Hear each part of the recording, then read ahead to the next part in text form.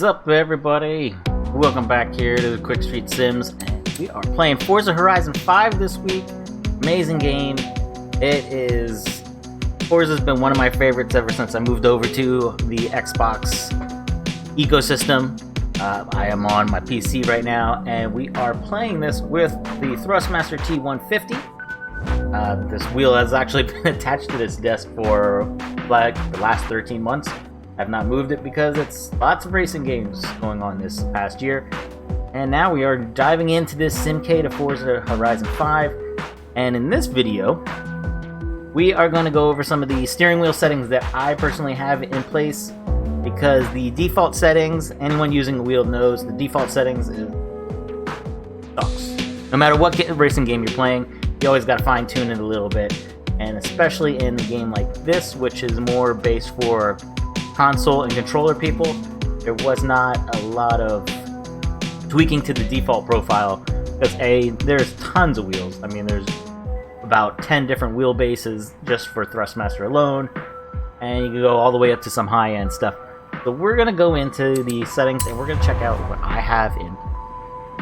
Now, to be fair, any kind of in-game footage that I'm showing in the game in this video or any other Forza Horizon 5 videos, I play on triples. So I got 3 screens set up. You only see what's right here in the middle.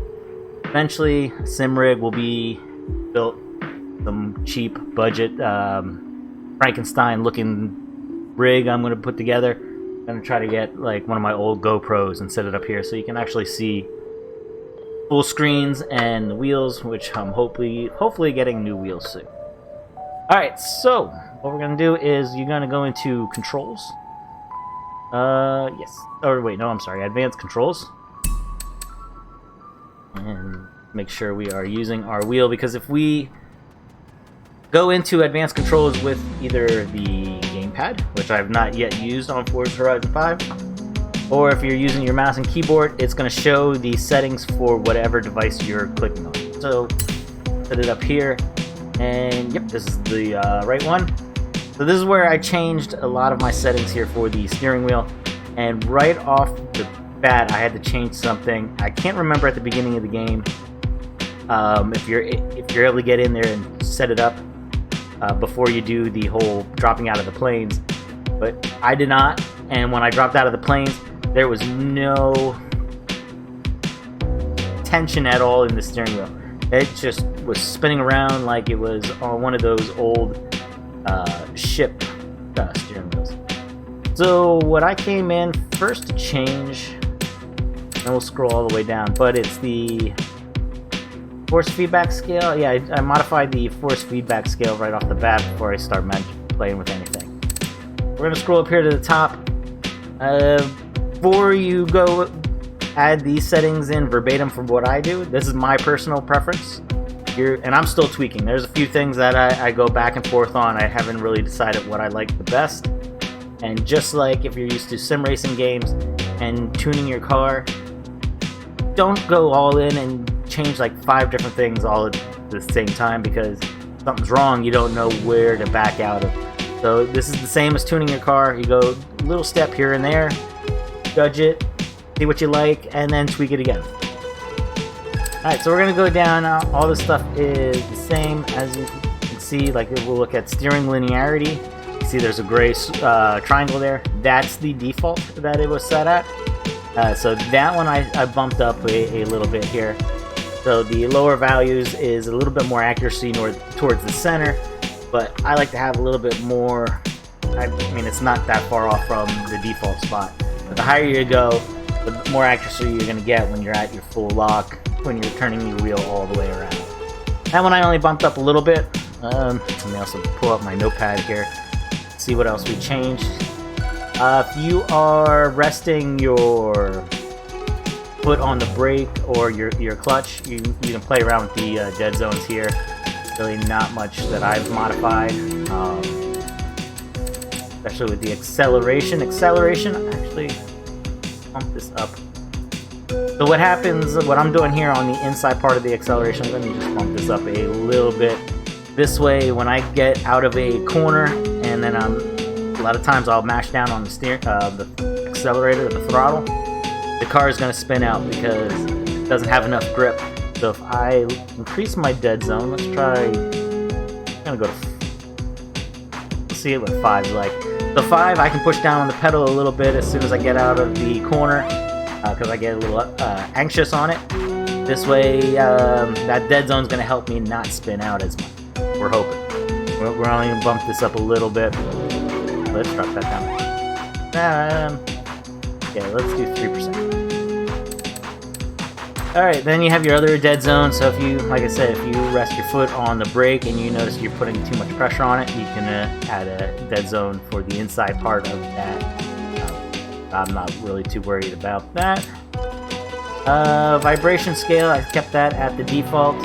If you don't like a lot of vibration from hitting stuff, 0.5. It also depends on your wheelbase. So with the Thrustmaster T150, it does not have a lot of power in it, so I don't have to worry about it ripping my hands off like if I'm using a drive or anything. So we kept that one kind of at the same. That really didn't bother me here.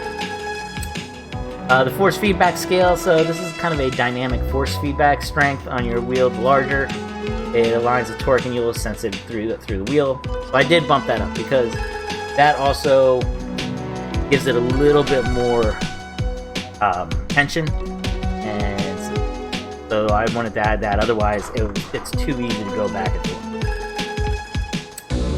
You got your centering force for your steering wheel here. You put in a larger value, it's going to be a little bit stronger on your centering force.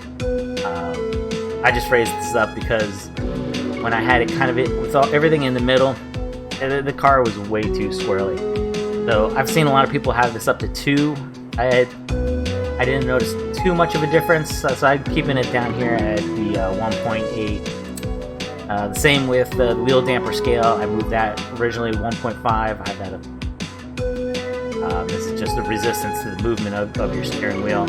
So the higher you go, the heavier the feeling will be, and of course, the lower the value, it's least resistance. So this also gives you a little bit more tension in it.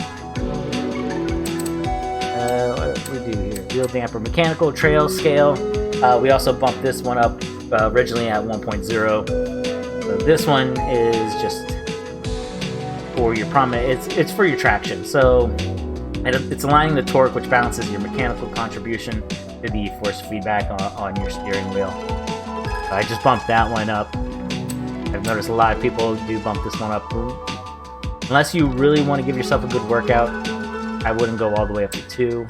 The force feedback with the minimum force, I dropped this one down. This is a kind of a pneumatic trail aligning torque. There's a lot of verbs and verbiage in there that's kind of weird. But the larger values is going to provide a little bit more aggressive tire response, and the lower it's going to be a more gradual response curve. If you ever looked at some of the graphs that they talk about with the steering wheel bases, it's instead of being a sharp judge, I don't know how I'm describing it. Probably wrong, but I just dropped that down just a hair. That one wasn't too bad. Force feedback, load sensitivity. Also dropped this one down because this provides a little bit of a smoother feeling for it. I still want to feel some bits of the force feedback, so we're just lowering the minimum here. Also, the road feel scale, I kept these the same. I could actually bump these up a little bit. Let's do that.